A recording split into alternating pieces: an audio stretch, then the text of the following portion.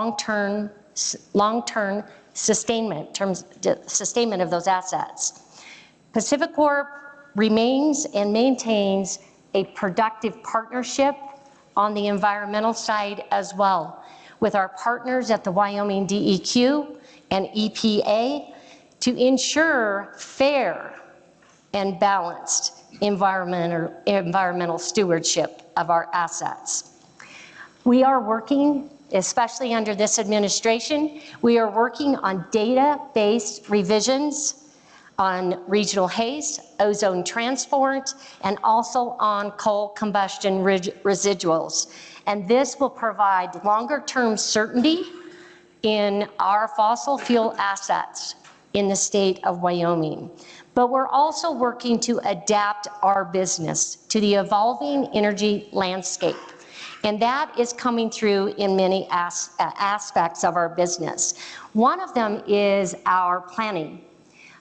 Integrated resource planning to serve all of our customers, not just in Wyoming, but across our 6 states.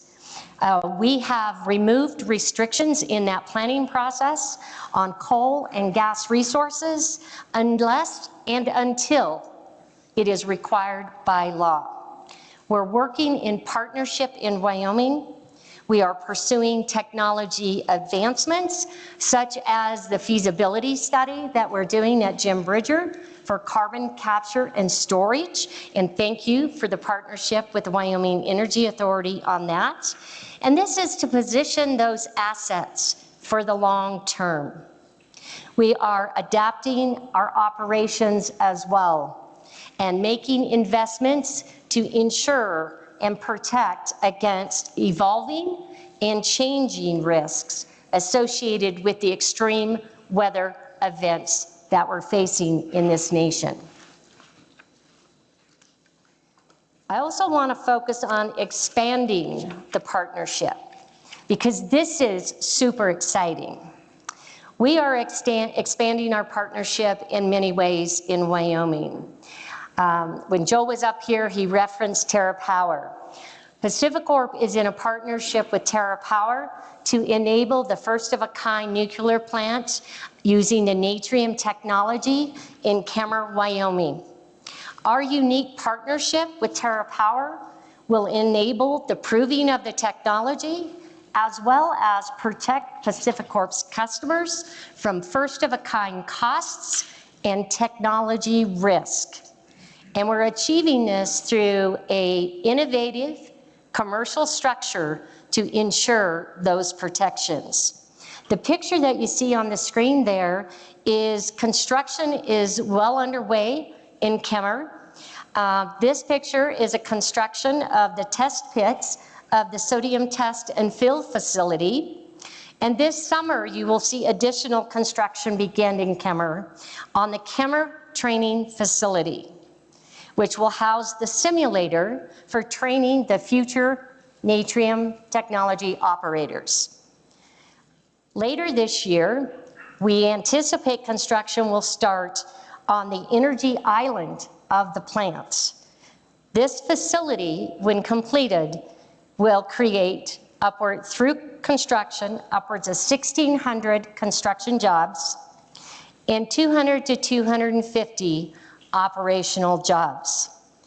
The fueling of the facility is expected at this time in 2030 with generating power and production and transmitting in 2031, in the fall of 2031. Following construction, the project will generate approximately 7.5 million in property tax revenues during its first full year of operation. The project is estimated to generate approximately 160 million over a projected 40-year operating life. The Natrium plant is really elevating Wyoming to the national stage on nuclear with the facilities underway and construction in Kemmer. The Natrium project is doing even more. It is elevating education and job training for Wyoming as well as future U.S. workforce. It's building a transition for our existing and experienced workforce. And it is positioning Wyoming to continue and grow its electrification and supply of power through the Western U.S. The project and the state's overall desire to advance nuclear technology within the state is additionally elevating the opportunity for Wyoming to grow its youth and prosper, and for our youth to stay in the state of Wyoming, much what Joe was saying as well. And the School of Energy Resources and the University of Wyoming are instrumental in helping to make that happen. So that's one example that's fairly sizable on expanding on our partnership. That's a little farther along. I now want to focus on a partnership, oh, sorry, this is still on TerraPower, no. Partnership beyond just with TerraPower. We're also pursuing a partnership and technology advancement, specifically for continued coal use. Our partners are 8 Rivers and SK, and together we are seeking to evaluate a potential new generation resource with inherent carbon capture at the utility's existing Dave Johnston power plant located in Glen Rock, Wyoming. And I believe, Rob, thank you to the Wyoming Energy Authority on that partnership as well. The project will use solid fuel fire aliphatic cycle technology, AFC technology. This technology is an integration of commercially available gasification technology and the AFC technology, which is an oxy-fuel process that uses carbon dioxide to drive a turbine to generate power. 8 Rivers and SK are funding a pre-front-end engineering design study, which is currently in progress and is anticipated to be completed by the 3rd quarter of this year. The facility is projected to be fully operational by 2031 or 2032. And if the project progresses to the construction and operational phase, it is anticipated to create up to 2,700 jobs during construction and 400 direct, indirect, and induced jobs as a result of the project. And of those 460 jobs, up to 95 of those jobs come directly through the employment at the direct facility. The 8 Rivers AFC project is expected to lead to over $1 billion of investment into the state of Wyoming. And this is truly an example of planting the seeds for long-term jobs and economic prosperity in the state.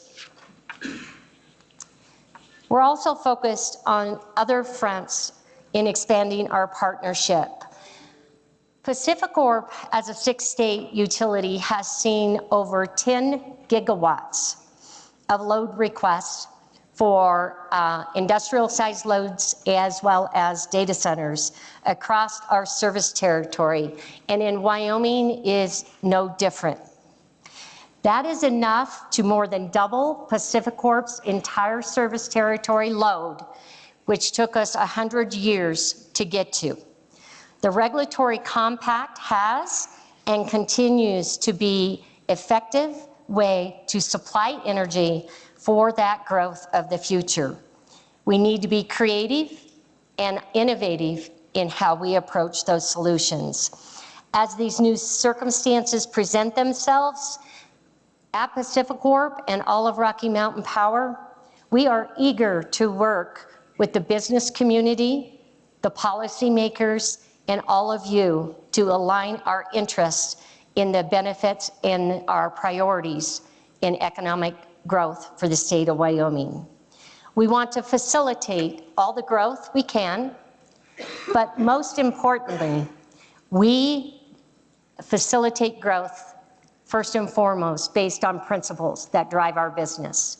And facilitating this growth cannot be at the expense of our existing customers and their low-cost rates.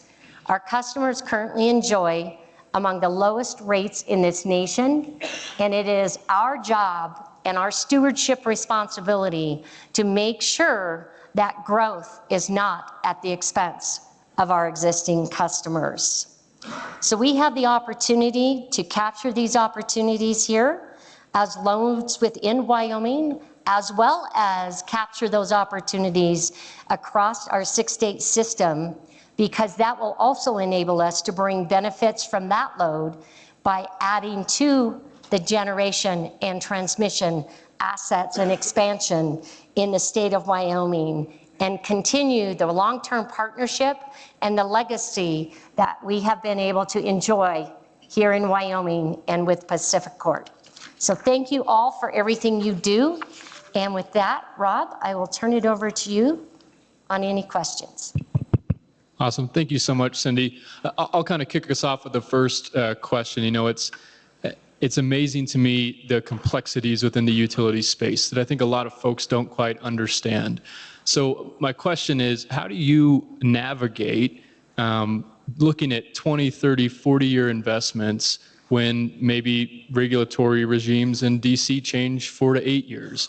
And to your point on the consumer base too, I guess kind of a second part of that question is, a lot of these loads could be speculative, right? How do we know, or how do you guys evaluate to know what is legitimate and what's not?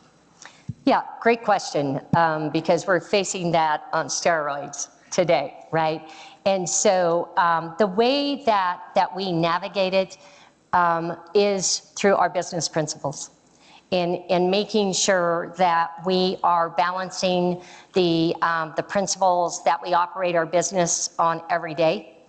And that really is, so when we think about administration changes, and the winds blow in the White House, we don't manage our business on politics, right? We manage our business for our customers first and foremost, and for our states and their energy policies, not the federal government's policies. Now, that said, there are laws, and we have to comply with all laws, whether they're federal or whether they're state, right? And so compliance and environmental stewardship and compliance is a core principle of our business. But we don't shift our strategy based on who's in the White House and the direction. Our discipline is what is the right thing to do for our customers.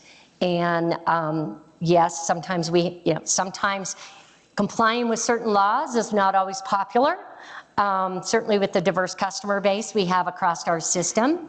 But that is the responsibility of the balance we have to achieve. And I can assure you that PacifiCorp is making significant changes organizationally, how we manage and run the company. Our integrated resource plan is one good example of that, to where our recent integrated resource plan that we just filed with all of our 6 states is got compliance obligations and what's it going to take to hit the clean energy laws in Washington state. What's it going to take to hit the clean energy laws in Oregon state, right? And then we look at the rest of the system separate from meeting those compliance. So for the first time, you'll see us issue 4 different RFPs for resources, right? And 2 are very specific for Oregon's requirements, 1 for Washington's, and the rest is for the benefit of the collective system of our customers.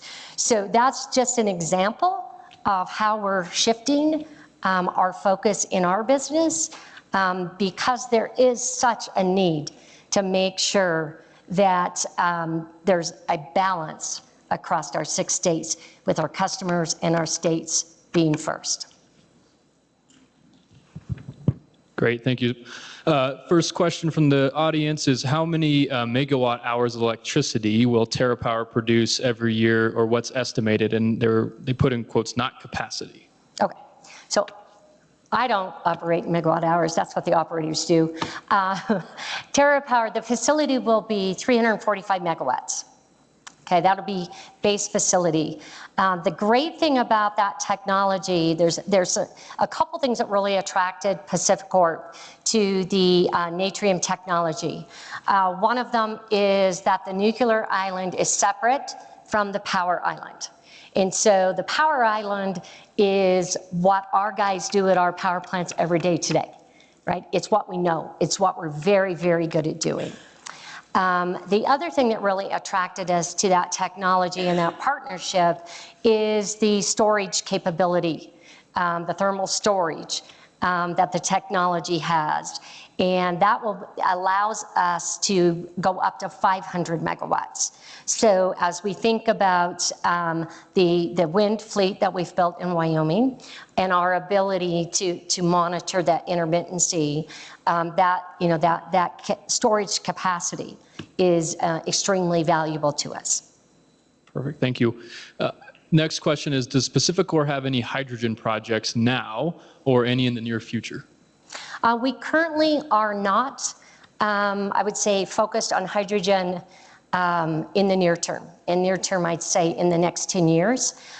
Certainly our integrated resource plan that looks 20 years and beyond, they look at those technologies. We just don't think that technology is where it needs to be for us to deploy it. And we have not got a partnership that works for us to pursue that deployment. Again, as a regulated utility, we don't take technology risk, and for us or for our customers, and we don't take that first of a kind type of cost risk as well, but we do constantly monitor the technology and the opportunity. Perfect, thank you. Well, that gets us to time. Just on a personal note, I want to thank you. I know with your leadership at PacifiCorp and down to Rocky Mountain Power, it's really been amazing having folks like Dick Garlish and always here come out, meet with us, talk about the issues, and really try to figure out solutions. So I do appreciate that. And if everybody could help me in a round of applause for Cindy. Thank you. Thank you.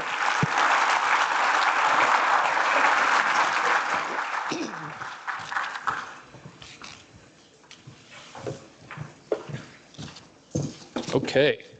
Last but not least, we will have a panel on enhanced oil recovery. So I'd like to welcome to the stage Lon Whitman, Director of the Enhanced Oil Recovery Institute, Scott Dobson, the President and CEO of Principal Petroleum, Pete Obermueller, the President of the Petroleum Association of Wyoming, and Wilkie Collier, CEO of Contango Resources. I spoke about EOR a little bit earlier today, but I would just leave this, Lon, with you that you are the only thing in between drinks. So good luck on that. So thank you.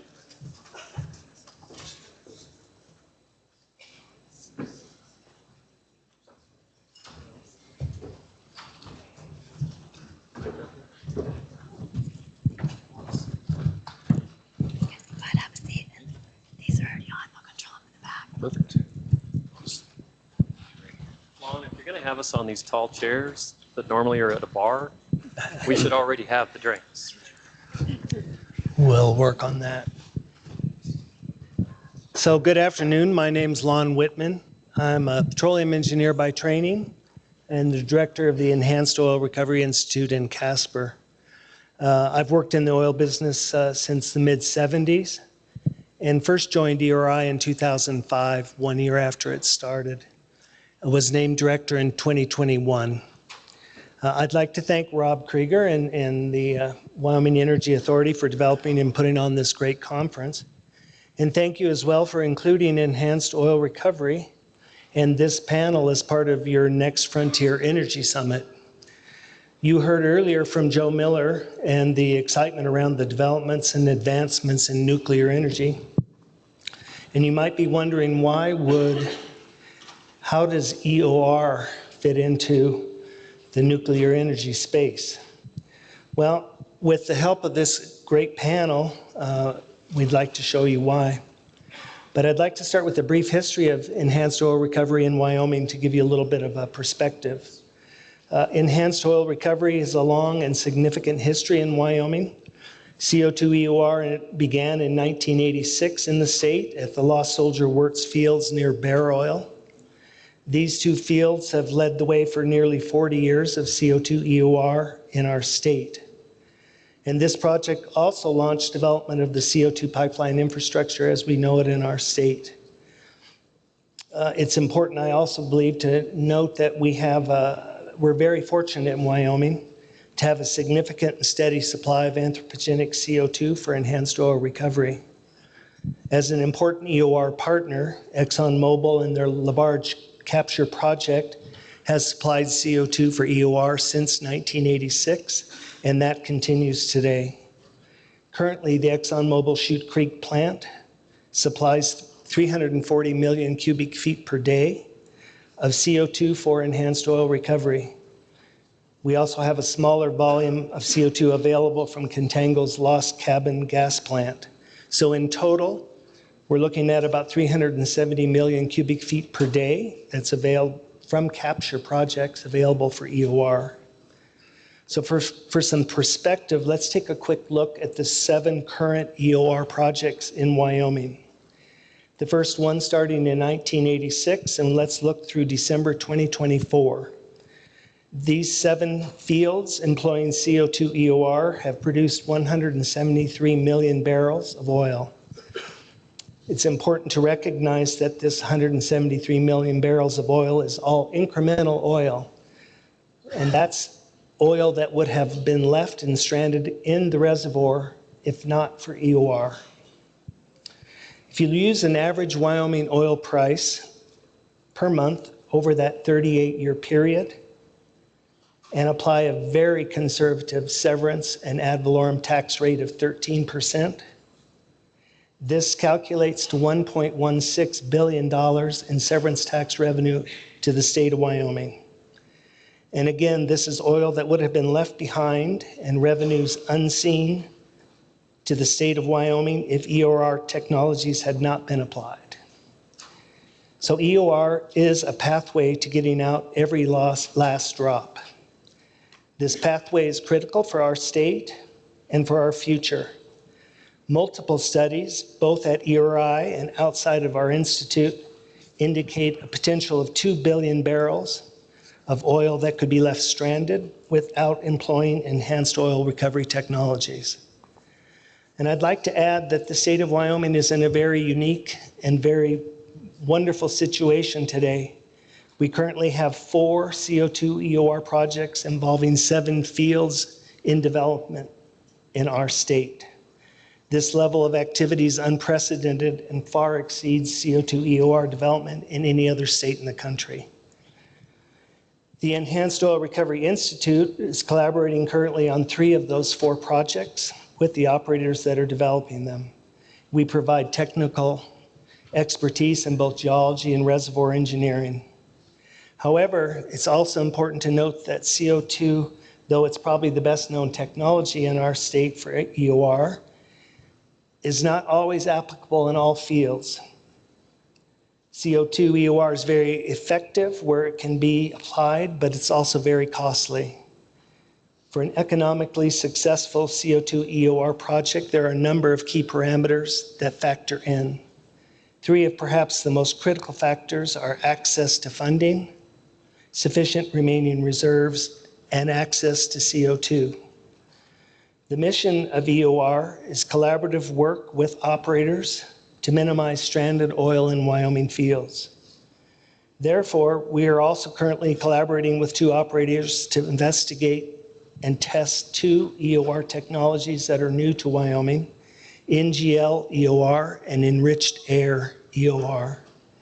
These projects should be in full operation soon. If successful, these technologies have application in numerous fields across the state that are not economically appropriate for using CO2 for enhanced oil recovery. So we're very fortunate today to have Scott Dobson on this Every Last Drop panel. Mr. Dobson will discuss his company's Enriched Air EOR project at the Alpha Field in the Powder River Basin. We also have the expertise of Pete Obermuller on our panel this afternoon. Pete is president of the Petroleum Association of Wyoming, works tirelessly for his industry membership to ensure and advocate for the future of the oil and gas industry in our state. This includes PAW members who are currently developing enhanced oil recovery projects. And lastly, we have a great opportunity to have Wilkie Collier, CEO of Contango Oil and Gas, joining our panel this afternoon. I should point out that Contango is a very key part of the CO2 EOR world in Wyoming. They operate 2 CO2 EOR projects, one at Salt Creek Field near Casper, and the second at the Monell Field in southwest Wyoming. Contango also owns an important CO2 pipeline in our state and the Lost Cabin gas plant. So we have a booth, EORI, in the foyer, and we welcome you to come by. We've got most of our new publications and some information out there. We'd love to have you stop by. But thanks again, Rob, for this opportunity.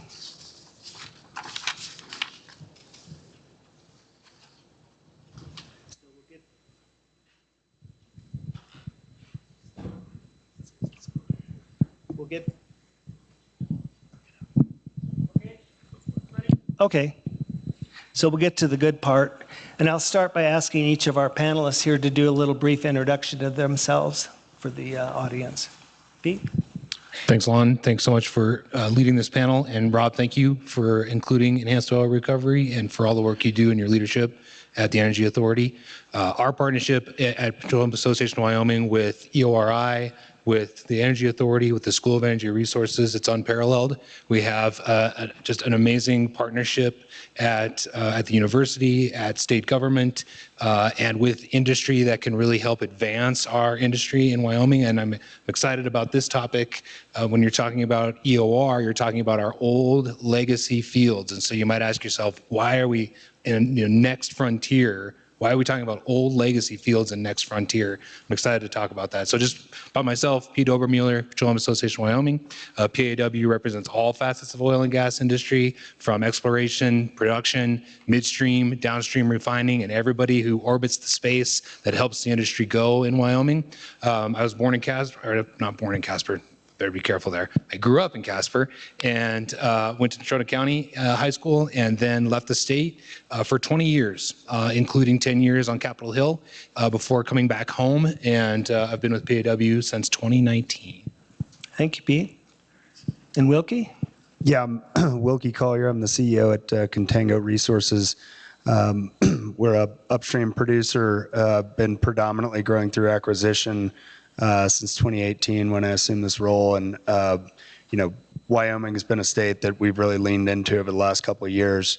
Certainly some opportunities up here, but, just want to give Lon and Rob, and Pete, this is the state that I feel like we feel most welcome in, very commercial. You've got a lot of public-private partnerships where you have state-funded resources that are trying to help us accelerate our development, which certainly we think will result in higher severance taxes for the state. And we're happy to be here, and we love that we're able to work with these public entities to achieve our goals. Thank you. And Scott? Yeah, so my name is Scott Dobson. I'm the president and CEO of Principal Petroleum, which I founded in 2013. And it was founded mainly to focus on exploitation of assets in Wyoming exclusively. And over time, we started taking on other businesses. So we manage assets now, and one of those companies that we assisted founding and now manage, and I'm also the president of, is ATR Partners, which we'll talk about that enhanced oil recovery project. Echoing Wilkie's comments, I was at the WEA Summit in 2013, and it was a great job. You guys have outdone it this time. I think it's a great venue. What you've done in here, the audience, the speakers, very well done. And Lon, thanks for inviting me to speak and talk about what's a new and innovative process. So. Thank you, Scott. We'll move to the second question here. And could you guys take a few minutes and describe for our audience how your company is involved with an enhanced oil recovery and how you see the future of EOR in Wyoming? Want me to start, Lon? Well, so obviously I don't have a company. Both Contango Principal are members of PAW, along with several other companies who do enhanced oil recovery. Just for my understanding of where you all are at on EOR, give me a show of hands if you just have a rudimentary understanding of what enhanced oil recovery even is. Okay, that's pretty good. That's pretty great. Okay, so for just real quick, you all, most of you know this already, but just so that we're all on the same page for level setting purposes. My members who drill for oil and gas, when they have a drilling program, they got a rig up, you see them on Highway 59 heading up to Gillette or whatever. That initial production recovers about 15 to 20% of the oil in place. With the initial pressure and the initial hydraulic lifting and all that kind of stuff that happens at the beginning. After that, we have to figure out how to get it out of the ground. And that's where EORI and these guys have come in with their amazing technologies. And really the most successful way, with 100% success rate in Wyoming, is CO2 injected enhanced oil recovery. We have not had a failure in doing EOR projects in Wyoming. As Lon pointed out in his introductory remarks, the incremental barrels that come out of the ground because of CO2 injection, the new revenue for Wyoming that comes out is it can be measured. I was going to say it could barely be measured, but it can be measured, and it's very, very large. So focusing on it for Wyoming is so critical because we have a lot of legacy oil and gas fields. You know that. Salt Creek area, up in the Oregon Basin, in the Bighorn Basin, other places in southwest Wyoming. Right now, our ground zero for new production is exciting in the Powder River Basin, right? That's where a lot of the rigs are. That's where all the new production is, really exciting. Some of those rigs are producing more barrels than any well in the United States of America. It's amazing right now. And we don't know the vertical or horizontal bounds of that. But that's not the whole story. We have the Oregon Basin in particular. I mean, it's been in continuous operation for 100 years, and we still don't think we've recovered. We've only recovered somewhere in the order of like 30% of the oil in place there. So even the Powder River Basin eventually is going to need enhanced oil recovery. And focusing on it and finding ways that we can drive down the costs so that these guys can go out and do the actual work and get it out of the ground in a way that's economical and in a way that that is a benefit to both them and to the state. That is the next frontier for oil and gas once you get outside of the new super cool, exciting 3-mile laterals in the Powder River Basin. So I'm really excited about it, and I think it holds a lot of promise and opportunity. And just one final thought, and we can delve into this later. 2 final thoughts. One, we can talk more about how Wyoming has already stepped up on supporting EOR. I think we'll talk about that. But number 2, you all know about the challenges we face with the federal government, that we essentially operate, about 78% of Wyoming's resources have a federal nexus, meaning the federal government plays either the entire role or most of the role in deciding on whether we can operate.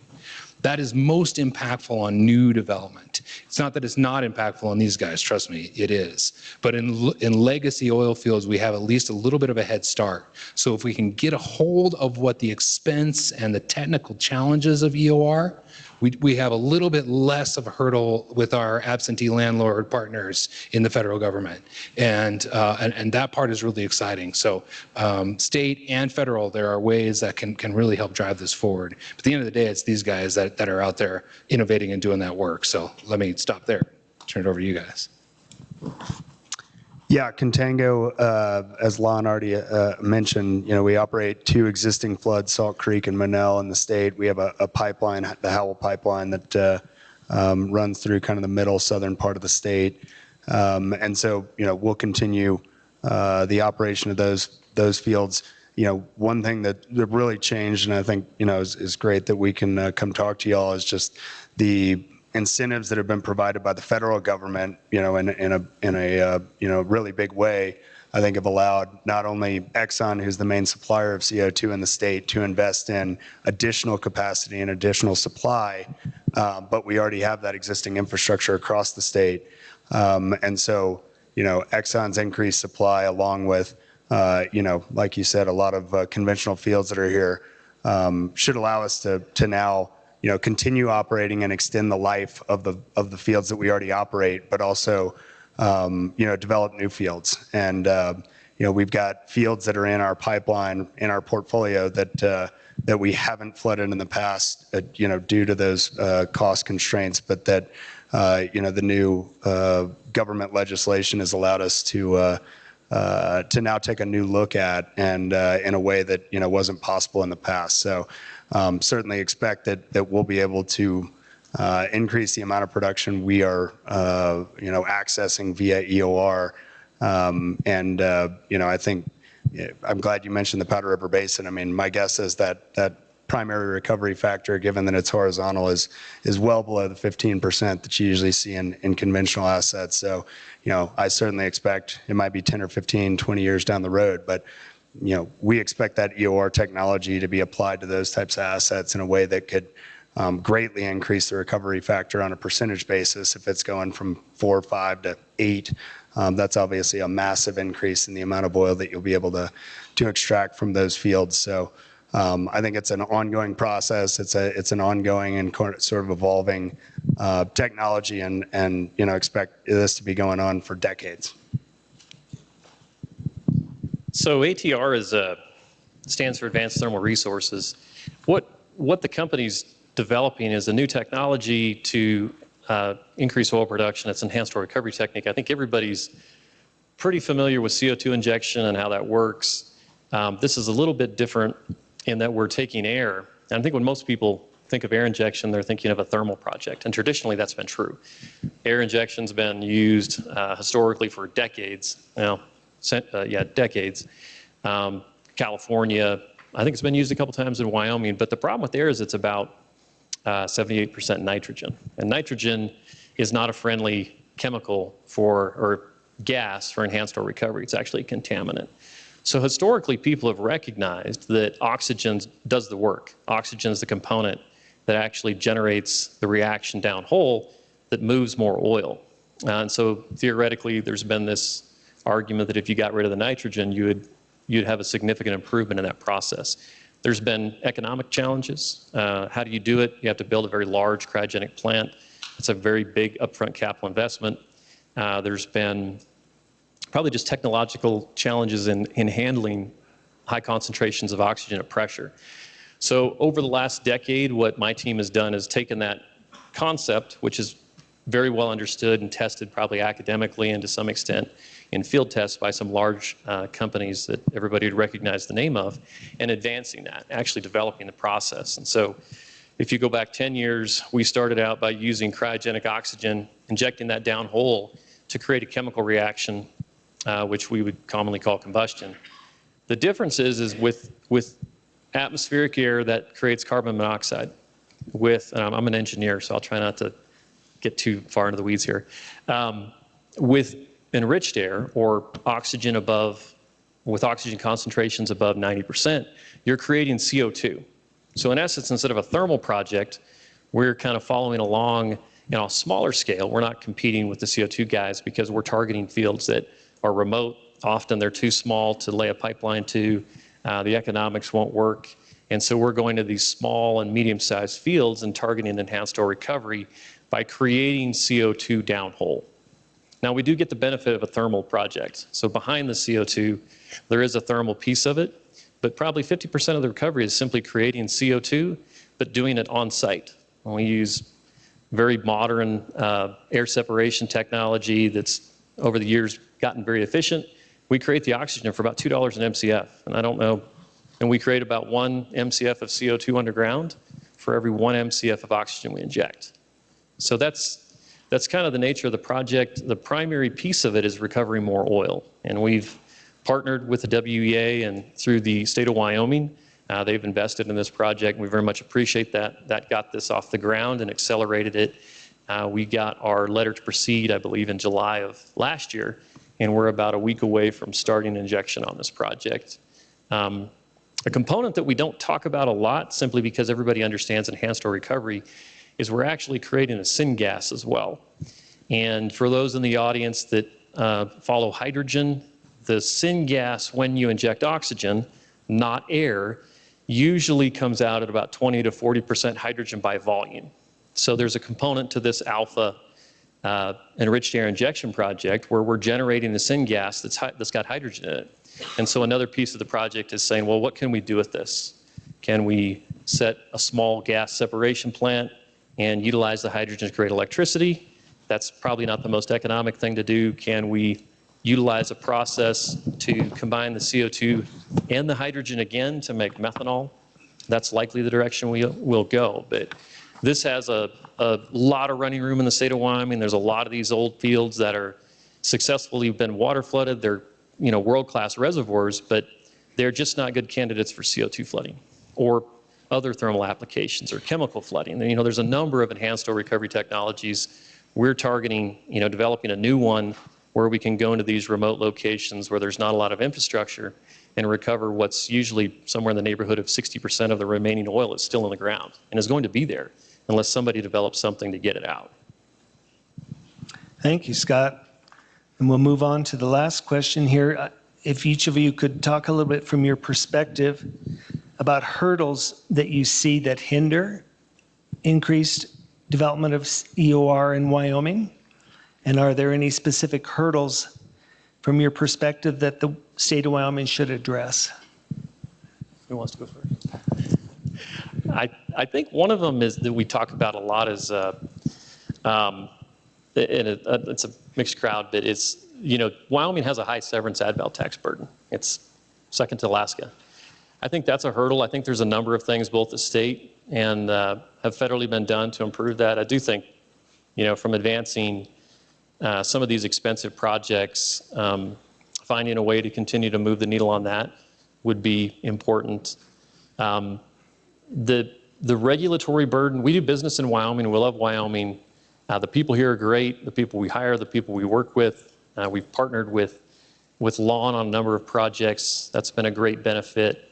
I wish the state would find a way to integrate more with the federal government.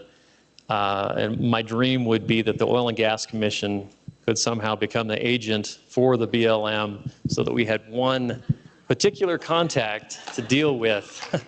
Because when you get into these units, they're units, and so you're trying to operate this unitized field, but it has mixed jurisdiction.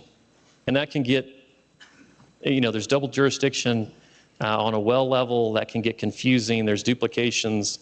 Sometimes there's regulations where there's a gray area for the BLM, and you try to navigate that.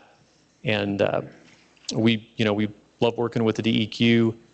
We obviously work very well with the Oil and Gas Commission, and the BLM has been good to work with. But there's times when just navigating that mixed jurisdiction is a challenge.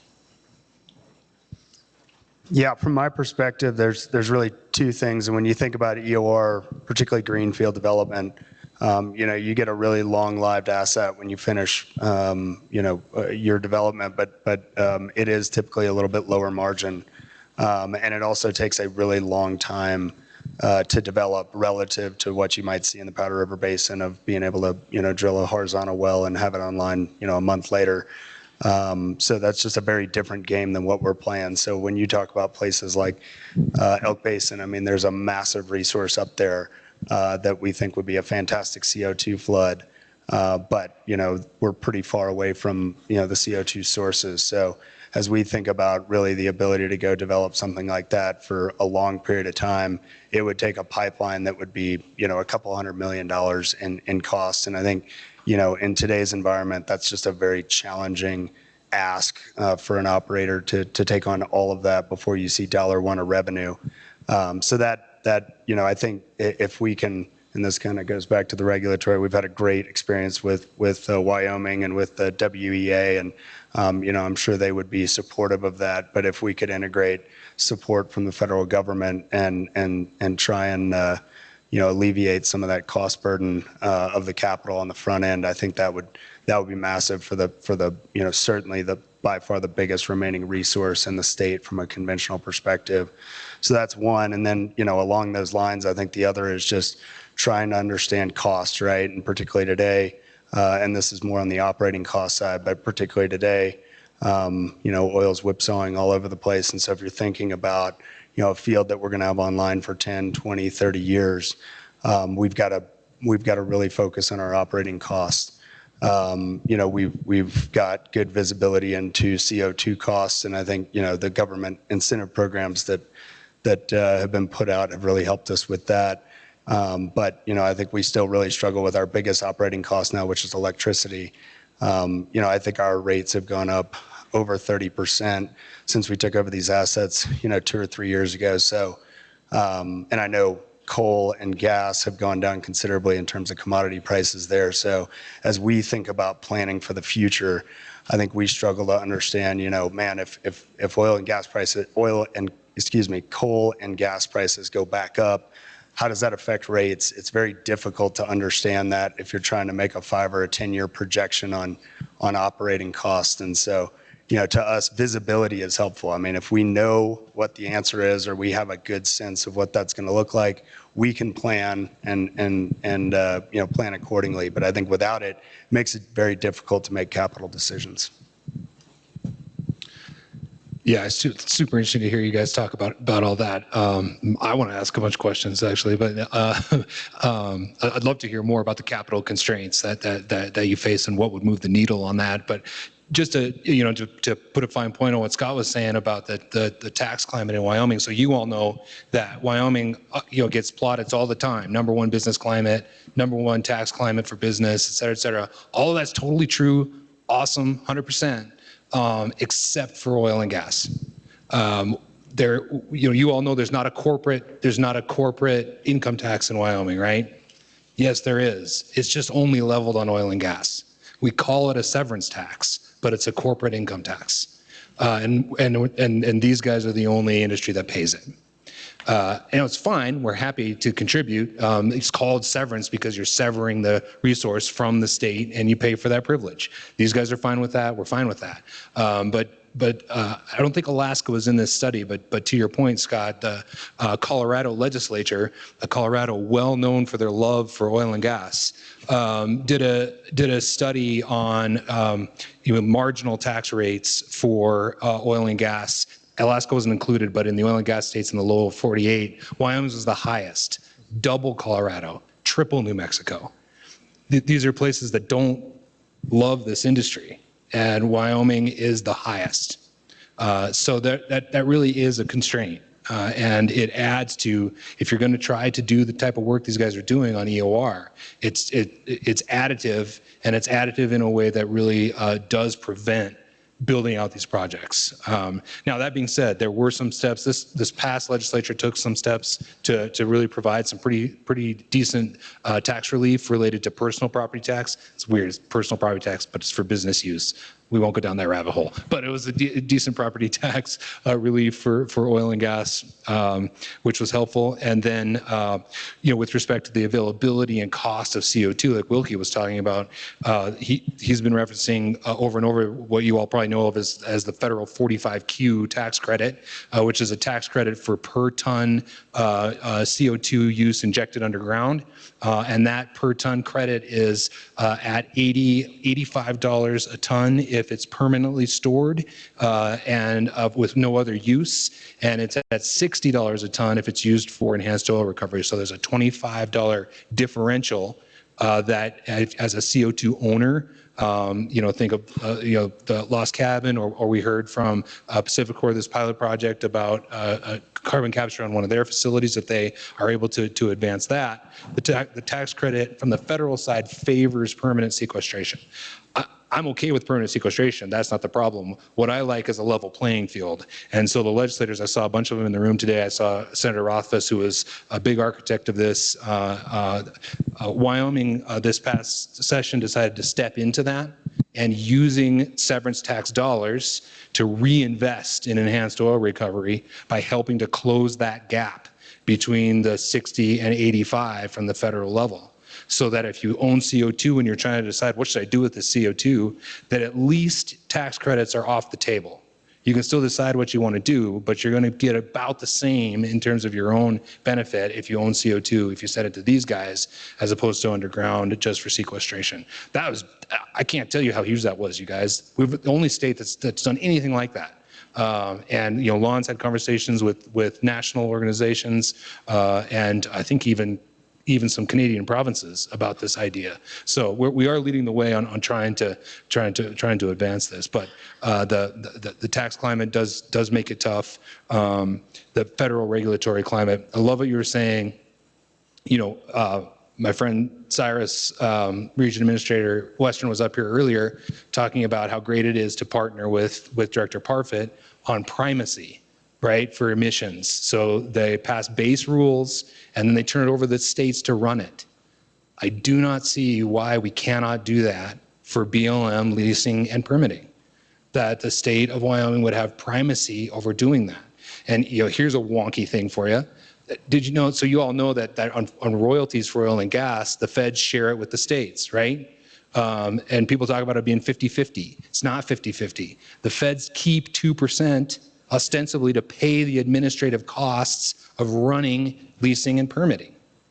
Let's put that 2% back to the state. That's like $44 million a year for Wyoming. And we'll give that $44 million to the agency to run a permitting program that works and is efficient and moves projects through in a timely fashion. Why not? Why can't we do that? Yeah, just to follow up on what Pete said, I want to commend the state of Wyoming on looking at this and saying, why are we paying more money for permanent storage versus EOR? I mean, as we think about it as guys who are usually, you know, buying these assets after they're fairly late in life, we look at it and say, man, there's already been a carbon footprint that's been expended to find and produce this.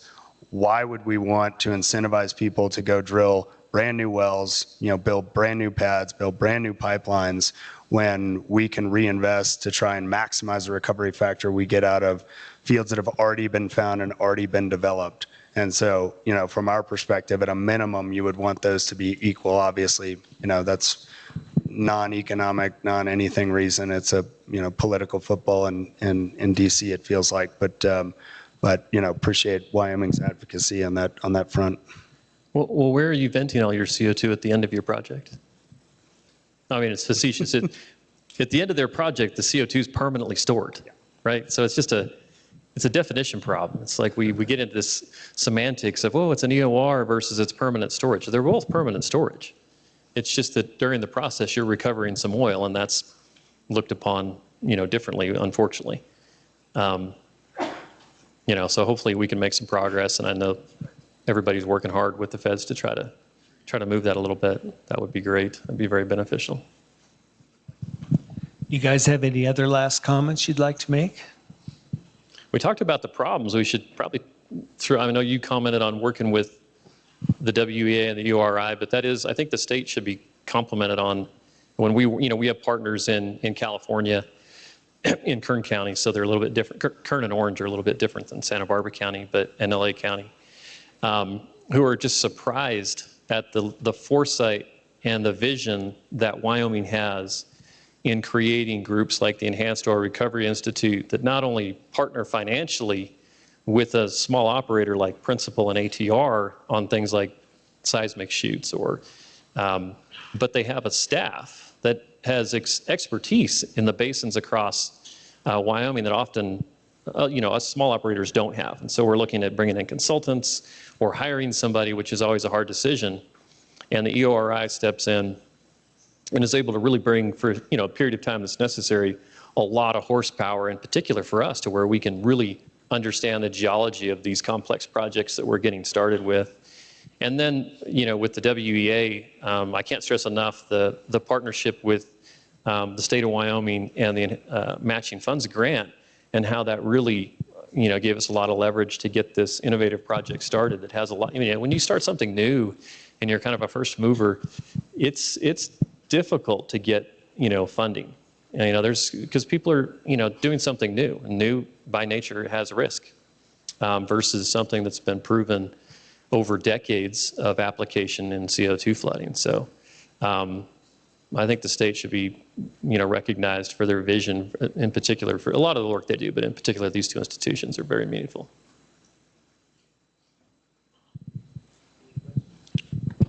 Well, thank you guys for this conversation. Yes, there are a few questions. First, I wanted to note on the royalty administrative fee. In my old job, I served as a the state's rep for the Western Governors Association, and we actually got that in bipartisan policy from the WGA. So now we just got to push our federal friends to try to go with that solution you were talking about. First question is, since this is a Next Frontier Energy Summit, can you guys explain what is the next frontier you aim to reach? Is this volume or is this number of fields using EOR? Well, ours is probably different, but ours is volume, right? I mean, we've spent a lot of time, before we started the company, we launched ATR in 2020, which was a terrible time to try to launch a company. But we finally, got everything off the ground in 2021. And so the progression of this has been, small application proving you can recover more oil, which we checked that box. And then it's been, okay, how do we improve the economics? These have all been on a fairly small scale because that's how you start, something new, is you start small with something that's a bite size that you can manage to prove the process or the concept or the technology that you're implementing. Ours is scale. We've studied, I think, 750 fields as candidates in the state of Wyoming, and of those, we've narrowed it down to, there's roughly 100 fields that we believe have, in Wyoming, that we believe are great candidates for this process in recovering more oil and potentially producing hydrogen and alternative fuels from it. So, ours is scale. We're a small company. It's a, somewhat venture-ish, and I imagine your answer is going to be slightly different. Yeah, I mean, I think, my quick answer would certainly be fields from an economic standpoint. I think, my bet is that, oil has gone up in price generally over the last 100 years and 200 years and is probably likely to continue to do that in spite of what, the futures curve may show. And so, as we look at it, it's really about,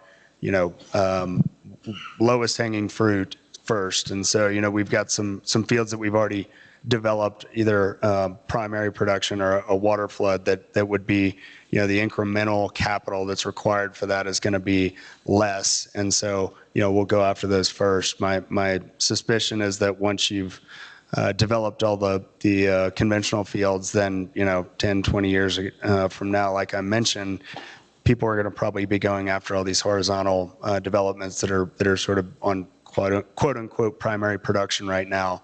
And my guess is there will be an economic opportunity to do that because oil will be more expensive, 10 or 20 years down the road than it is now.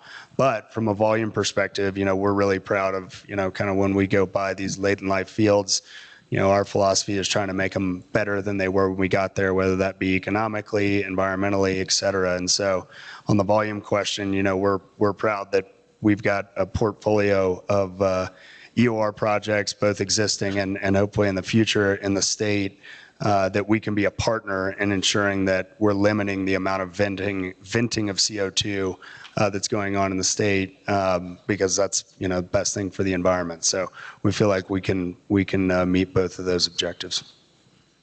Rob, I would just add real quick.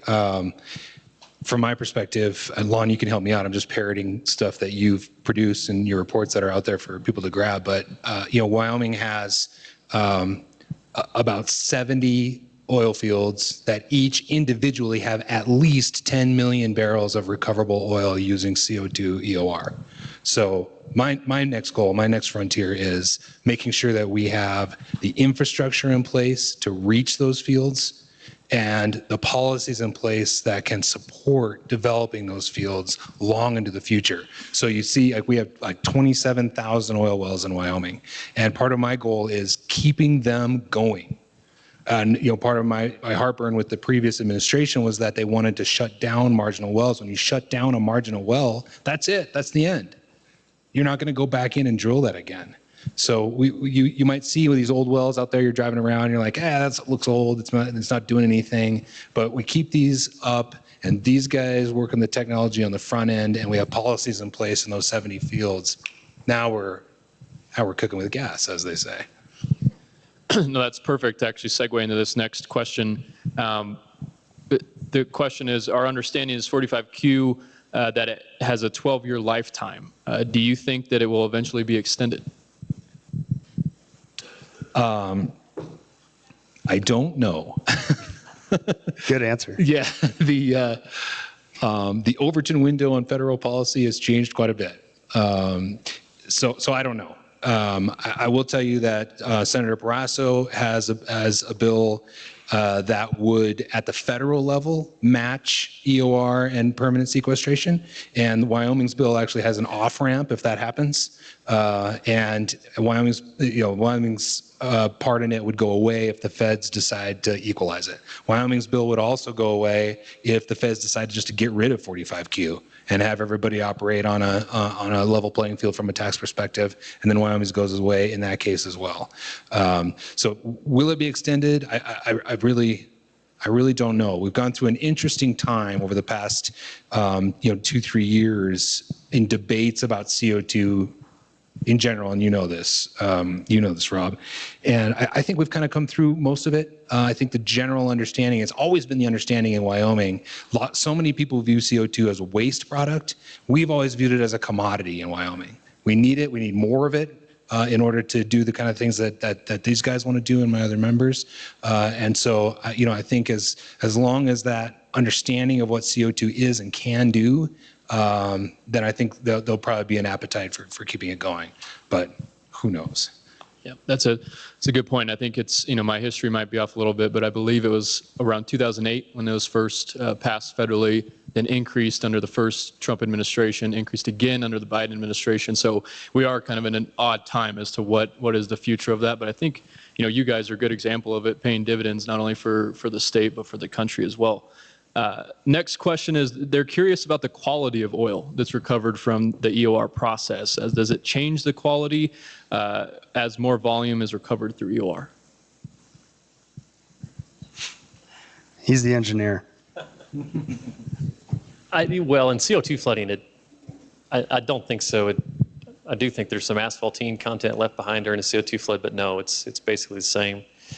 In the process that we're doing, theoretically, yes, there's an upgrade to the oil just because of the heat. I mean, you're basically creating so much heat in the reservoir that the oil is upgraded 2 to 3 degrees API. So there's, the oil does have more value theoretically. And in our first field test, we did witness an increase in or a decrease in the gravity of the oil. But I don't know if that's a big economic, needle mover overall. Wilkie, do you want to add to that? No, I'd just say, it's never changed in a significant enough way where it's impacting processes that the refiners are using to crack that oil and create gasoline and all the other byproducts that it creates. So, no. Okay, perfect. Next question is around workforce, and I'm trying to, my penmanship is one, and this is another one. So, what type of workforce are you guys hiring? Are these new grads? Are they geologists? And what type of workforce do you see Wyoming producing? Yeah, look, I think we employ close to 300 people in the state.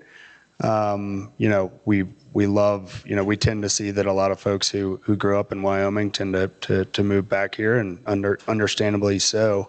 I have noticed that, it's harder and harder right now to attract, young people into the oil and gas business. I think a lot of people feel like it's, a business that's sort of, sunsetting, and we certainly disagree with that. But, a lot of our employees are very long tenured out in the fields that they're in, and that's great. It's great for a lot of reasons. They have lots of institutional knowledge. They're great team members, but at some point those folks are gonna retire, and I think we've got to be focused on how do we add the kind of talent that we need to add to continue to make these fields better over time. But we hire engineers in the field that rig hands, anything in between. But there's lots of technical jobs that are available in our company up here, and we sure hope we can attract new talent over time to replace the folks who are retiring. Yeah, I don't think my answer's a lot different. I think One of the things that's unique about what we're doing is just the technical nature of it. It's very data-driven and has a very high level of reservoir management and surveillance. So for that reason, we do tend to hire probably more, even though it's an oil field operation, we're hiring people with plant or rotating equipment experience. So even our lease operators tend not to be as experienced in lease operations, but they might be more experienced in plant operations. And the small project we're doing right now, we actually hired an engineer to work in the field as a plant operator simply because of the level of automation and monitoring that has to take place and reservoir surveillance. So I would, if the question is what does our workforce look like, it's a little bit different than the traditional oil field, just in that we're having to hire more, I would assume, I don't know if this is accurate, but a bit more experienced and also technical staff, and they're largely in Wyoming. We don't have a big staff in Dallas, where we're based. Most of the people we hire are in Wyoming, and luckily, people, the University of Wyoming has a great petroleum engineering program, and we're a benefactor to that, at least in one case. And a lot of those engineers don't like to be in Texas; they want to be back in Wyoming. So we look forward to growing the company and continuing that. Well, part of it is the narrative. Right. I mean, what we hear over and over again is we're reaching the end of oil. It's peak. Back when I was younger, you heard peak oil. We're running out. We're constantly talking about an energy transition, all that kind of stuff. And look, are there other energy sources? Sure, because energy demand is insatiable. Insatiable, you guys. It grows and grows and grows. And so we can provide a lot of it, but not all of it. And so that the narrative behind, it's kind of a declining industry or whatever, it just doesn't stand up to scrutiny. It doesn't stand up to the facts. And when you actually get into the kind of things Scott was talking about, like the technology is working on, what the engineers are doing, think about that work about trying to figure out. So here's the thing, maybe you don't know about. You all know that a lot of my companies in the Powder River Basin are doing 3-mile laterals underground, right? 3 miles horizontal. You know what some of them are working on? I'm not a swimmer, but I've been told today, in fact, that in swimming you get to the end of the pool and you do like that flip at the end. Some of my members are working on flip at the end of 3 miles and coming back the other way. That's crazy. That's crazy. And it's exciting technology. And these are the guys who are investing in that technology and doing that cool stuff. They're the guys who have the resources and the interest and the knowledge to do it. That's where the exciting stuff is. And I think eventually, my hope is that the narrative, that the interest from younger people will catch up to that, because that's what we're going to need. And I just a quick shout out to the folks who I know in this room or who are work for a lot of my member companies is after the COVID and prior to that, when oil and gas companies were really leveraging a lot to just drill and drill and drill, and then that kind of came back to bite them, and they started to operate more on just based on their balance sheet about whether or not they're going to drill, and then the COVID and the demand destruction that happened from that. Most of my member companies are asking their employees to do more than they ever have been, and they are working hard. I hear that all the time.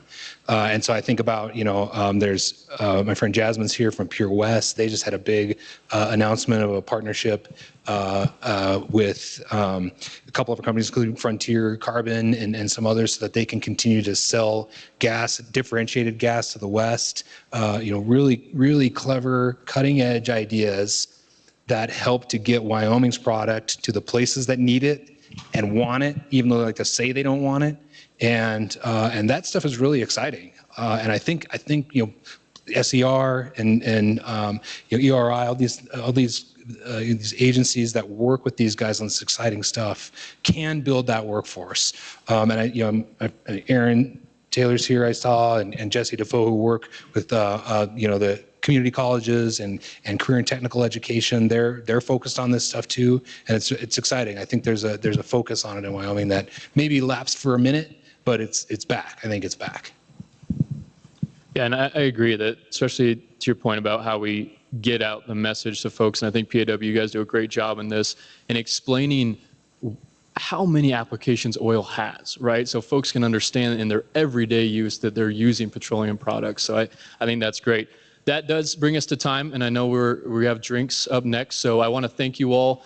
For those of you that are following the legislature, this is the minerals #1 topic, the Minerals Committee. They will be addressing this at the end of the month, and there's a bunch of interest, and I think a lot of opportunity in Wyoming to continue to build more policies and more incentives for these companies to be operating here. So I want to thank you all for your time, and please help me in thanking them.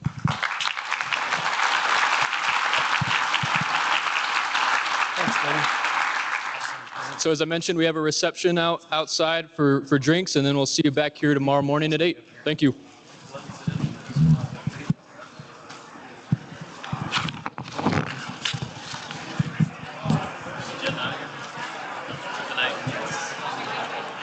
Went all right, bud? Yeah, it was fun. Enjoy it.